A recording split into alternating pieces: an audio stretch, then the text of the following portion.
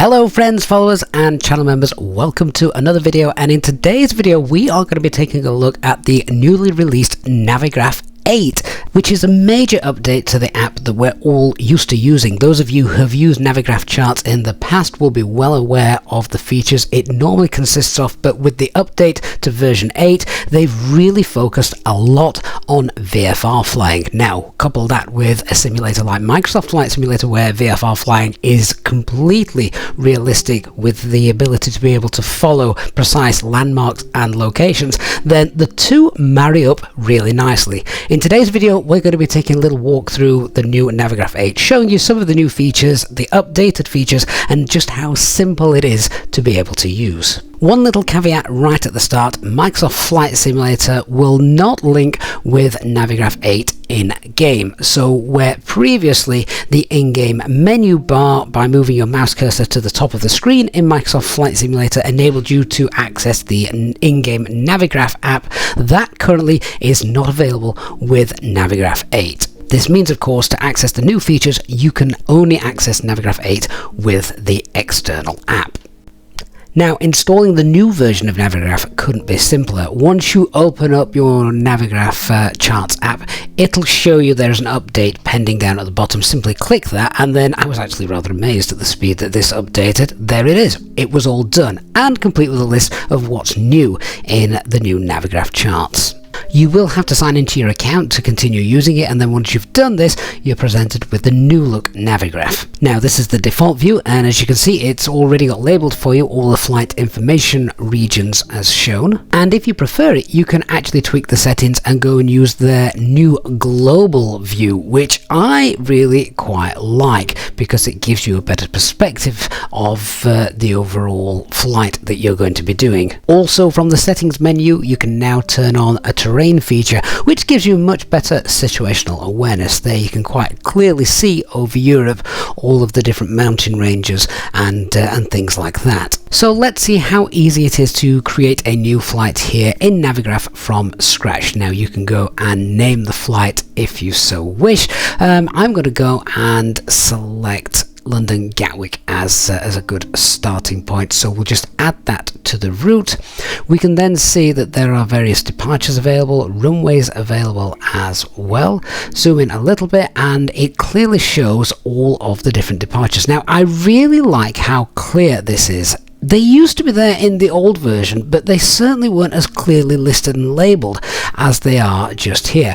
If we now go and find somewhere to fly to, let's see, let's type in Nice. Let's add this to our flight route, and there you can see it just draws a simple point to point. Well, if we're doing this in an airliner, that's probably not the best way to do it, so we can use the auto route function. Give this a second or two, and there we go. It has brought everything in, and we've got all of the flight routes shown, complete with all the waypoints, airways, etc. They're listed one by one at the top of the screen, just as where they were in the old version, and obviously we can now zoom in again, just as we were used to doing in the previous version. What we can do now, though, if we so wish, is we can actually pick up waypoints, move them, and reroute our flight. Now, this is very useful if you don't particularly like the route that Navigraph has given you by default. You can go and have a little play with that. So yeah, this is a great feature, and perhaps more so, as we're going to see in a little while, more so useful when doing a VFR flight. Once you're happy with the route, you can use the export function, and we can either export it to the simulator of your choice, or we can simply copy the route to the clipboard. Now, this is useful because then if you want to move into SimBrief and create a full SimBrief operational flight plan, but using the route that you've created here in Navigraph, all you're going to have to do is just simply press Ctrl V and paste that route into the routing of SimBrief. Now, most of the time I don't use Navigraph to actually plan my flight routes. I rely, perhaps too much sometimes, on SimBrief to provide the flight route. So if we pop in all the information there and we're given kind of a default routing from SimBrief, once you have created that here, then you can simply import that in Navigraph and it will just do all the work for you, just as it did in previous versions. Now, I did find this time around that clicking the import button here in Navigraph 8 did seem to take longer than it did in previous versions. I don't know if that's just because the servers are currently being used a heck of a lot more at the moment since Navigraph 8 has been released, but it was certainly something I noticed. Let me know down in the comments as well if that's you or whether it was just a little problem that I was suffering from this time around. Anyway, once it had imported it, there it was, clean as day, and I must say that I really like the new interface. One of the really neat new features is the ability to give you the wind information straight away. So there you can see both at our departure and arrival airport the current wind conditions for the runway, giving you the headwind component, the crosswind component, it's all there. Another really neat feature is already down at the bottom, you can see automatically pinned are the relevant charts that I'm going to need, starting with just the airport charts, the SID chart and the STAR chart. So whilst we'll need to go through and look at some of the other charts as well for our flights, this is key information already presented to you. This is also perhaps another reason why it may just be taking a little bit longer to import our routes. We can use the overlay feature. Again, this was present in previous editions of Navigraph Charts, but I still think all of the information appears to be much cleaner in the way it's presented. And I find this to be especially true when looking at the standard instrument departure routes and the standard arrival routes for the airports. They're all very clearly highlighted, everyone in a different colour, and they don't seem to perhaps overlap quite so much as they used to. Everything's much easier to pick out with the vibrant colours. Let's take a look at some of the other information that is available to us. So coming into Munich today, we can use the different tabs, and if we check out all the runways again, you can see the weather has all been downloaded for each runway, so all the different runway components are there with regards to the wind. It also gives you a quick view of being able to see how long the runway is, how wide the runway is. We know we always bring that into our briefs here on the channel when we're doing our live streams. The weather is readily available as well as the forecast if you require that. And for those of you who have a keen interest in perhaps VHF radio listening to airband frequencies, then even these are all listed for various airports and things as well, which I find really neat. So kind of bringing out the airband radio geek in me at the same time. Just like before then, you can also go and filter out the different runways to see the various different approaches and standard instrument departures, all clearly listed and easily visible. So now let's go and check out what is easily the largest part of the update for Navigraph 8, and that is the ability to see a VFR map. Now, this is really quite unbelievable when you consider that it is worldwide coverage and it shows so many things as you would expect to see from real-world VFR maps. So not just the bright built-up areas as you can see displayed in yellow here, but all of the VFR routes around major airports, they're shown as well. So really useful when flying on online networks such as VATSIM, for example. And if you zoom in really close, all of the major things like motorways, railways, lakes, that kind of thing, they're all there. And as I said earlier, when you couple that with a simulator like Microsoft Flight Simulator, then it's going to become really worthwhile and useful given the level of detail we have in Microsoft Flight Simulator, and now we have charts that represent it as well. One of the things that I also really like about this new update is, check this out, if we zoom really close in on an airport here, I'm just choosing Manchester Airport, look at that, instantly all of the taxiway names are available and also the parking stands as well. Obviously we have the Jeppesen Navigraph Charts to show us these, but just in the global screen we can zoom in and see all of this information is right there. Now when flying on VATSIM in particular, I know that several people, myself included sometimes, if we quickly vacate the runway and we get reeled off with a taxiway instruction from ATC, suddenly we can find ourselves occasionally scrambling around to try and find out, well, where exactly are we going, and we need to get moving because we've got traffic behind us.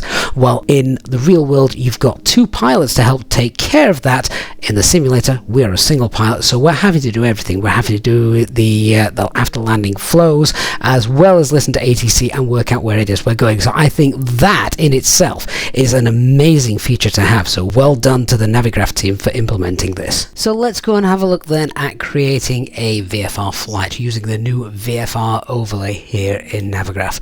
Let's go through, and I'm going to start by departing from my local flying school, which is here in Netherthorpe. So we're going to create a new flight, so we'll just go select that just here. We can name the new flight whatever we wish, just call it a test flight, I guess, for today.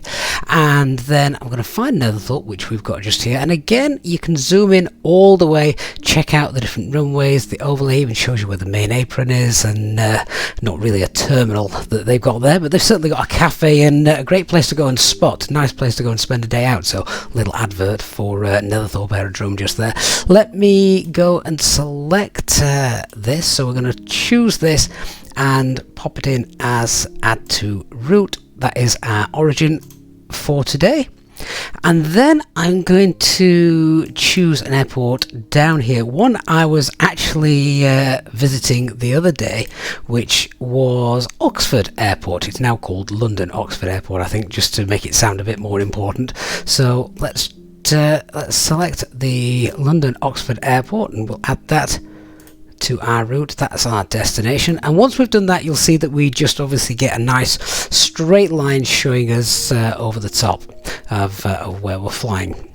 So we have a distance then, point-to-point line of sight of 89 miles. Now, more than likely, we're not just going to take off, depart and fly in a straight line direct. We might want to do a little bit of sightseeing, and you can use this now to go and choose exactly where you want to go to. You can also use this to make sure you're not overflying areas that really you shouldn't be overflying. So we'll leave that as it is, and the areas in bright yellow you'll see and identify as being the towns and things.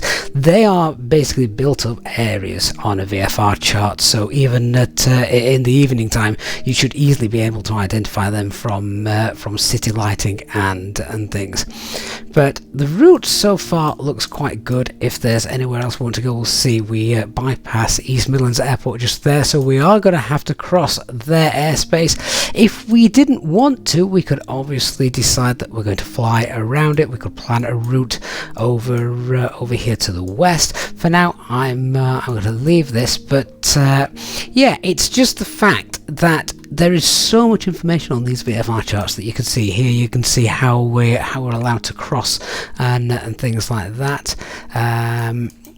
Where else have we got? We've got different waypoints, we've got different land features. I've even seen lakes as well whilst I've been experimenting with these, so really, really nice to see. And if we do find somewhere that we think is of interest, then we can just pick up our route and drag it to the area we want to fly, and it'll create custom waypoints if they're not any particular nav aids that you've selected.